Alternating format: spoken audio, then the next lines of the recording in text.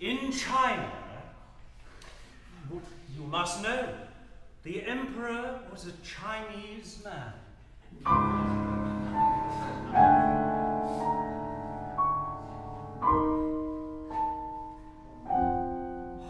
The emperor's palace was the most splendid in the world. Everything in the emperor's garden was wondrous to behold.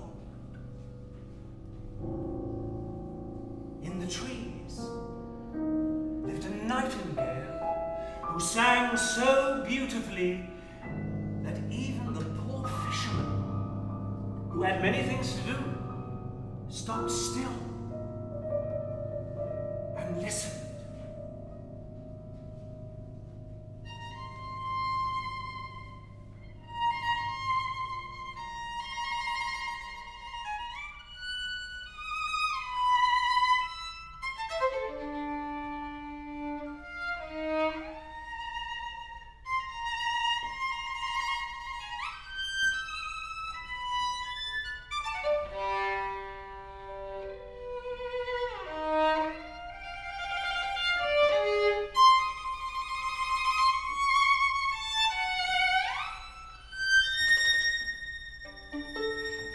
Countries of the world, travelers came to the city of the emperor.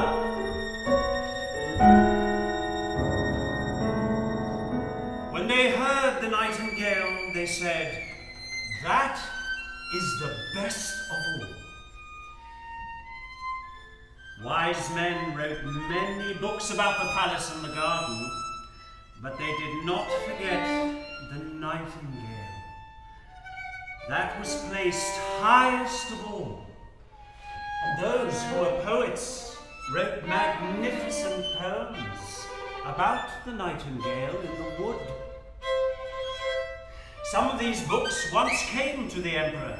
He sat in his golden chair and read and read. But the nightingale is the best of all. "What's that?" exclaimed the emperor. "I don't know the nightingale at all. Is there such a bird in my empire and even in my garden? To think that I should have to learn such a thing from a book." Thereupon he called his cavalier.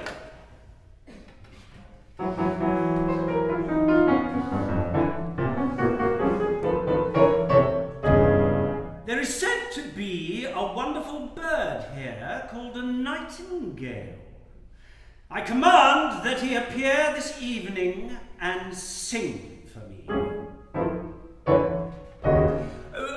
"I have never heard him mentioned," said the cavalier. "I shall seek for him." "Sing pay," said the cavalier, and away he ran down the stairs. But no one whom he met had heard talk of the nightingale. At last he met a poor little kitchen girl who said,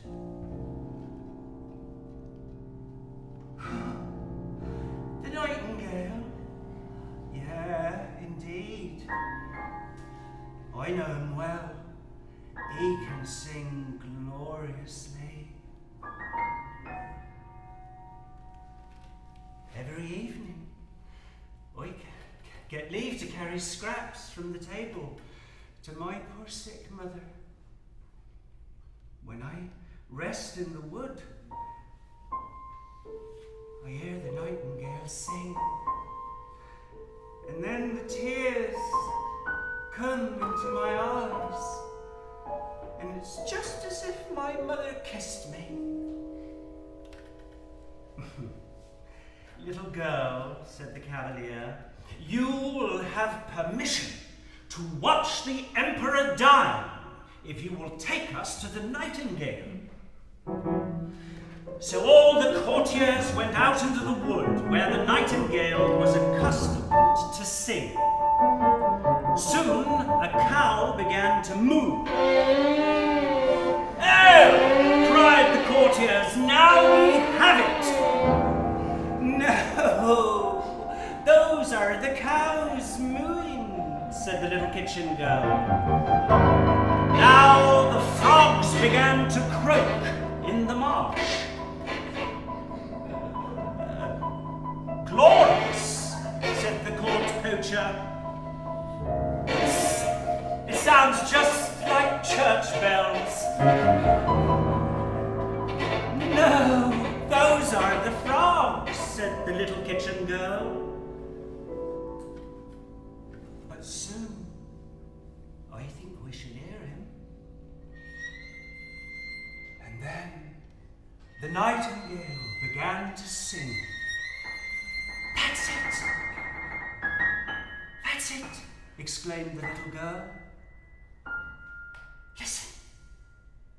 Listen!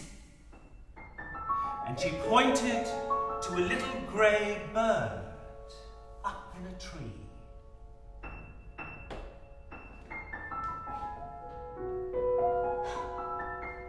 It sounds like glass bells, said the cavalier.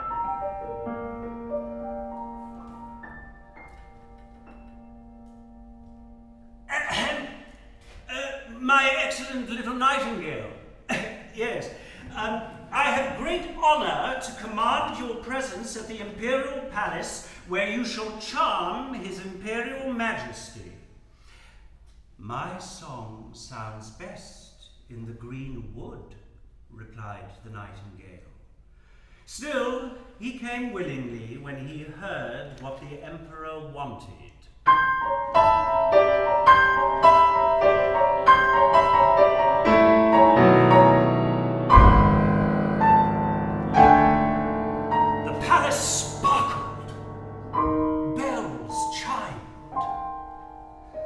All eyes turned to the little grey bird in front of the throne.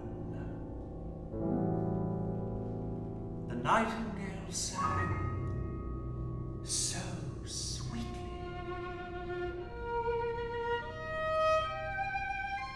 that tears came to the Emperor's eyes. The nightingale was a real success. He was now to stay at court and to have his own cage. When he went for a fly, 12 footmen held onto 12 ribbons tied to his leg. There was no fun in flying this way.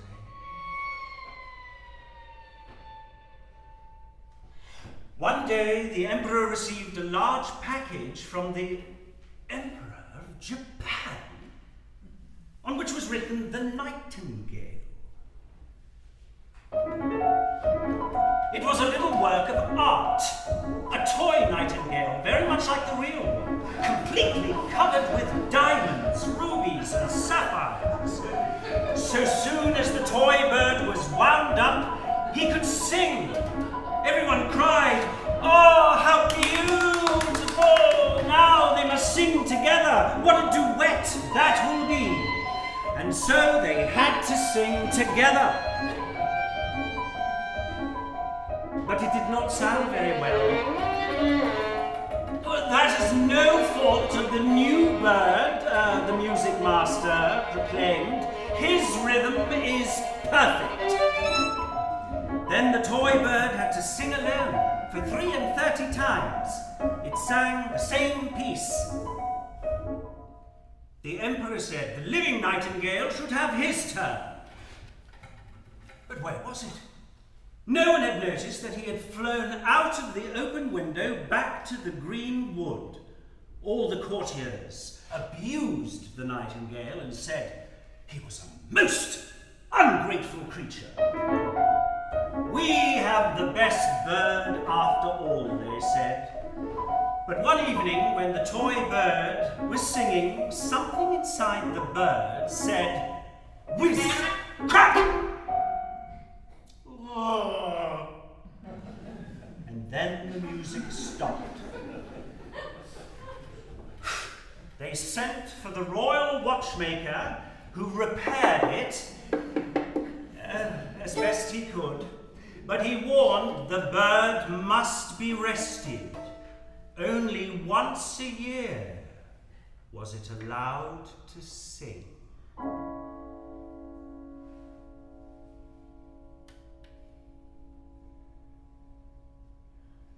"5 years had gone by, and a great sadness came upon the Chinese people.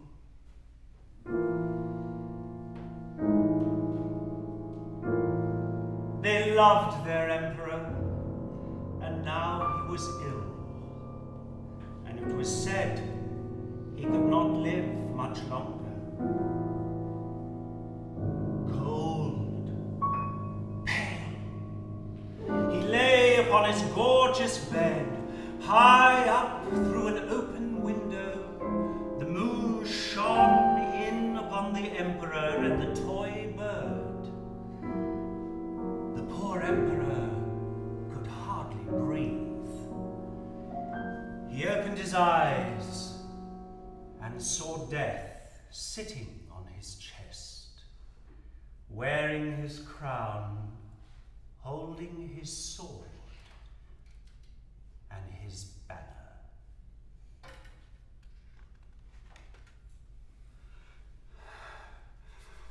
Music! Music! Cried the emperor. You precious little golden bird. Sing! Sing! But the bird stood still. No one was there to wind it up, and it could not sing without that. Only death was there watching with empty eyes and silence.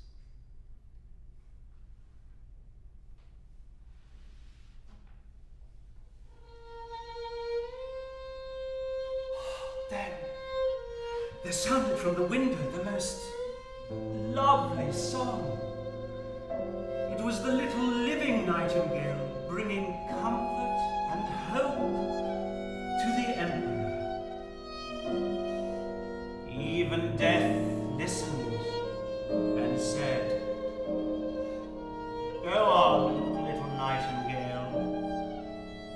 And as the little bird sang, death gave back the emperor's treasures and departed, and blood ran quicker and thicker through the emperor's weak limbs.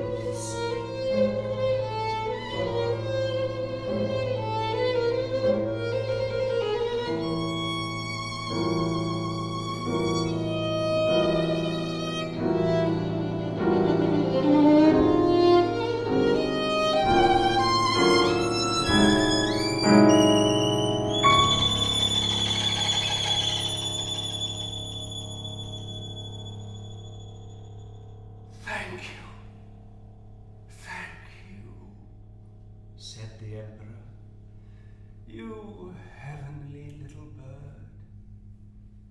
I banished you from my empire, yet you have sung death from my heart. How can I reward you? You have rewarded me, said the nightingale. I have drawn tears from your eyes with my song. You must always stay with me, said the emperor. You shall sing as you please, and I shall break the toy bird into 1,000 pieces. Not so, replied the nightingale. It did what it could.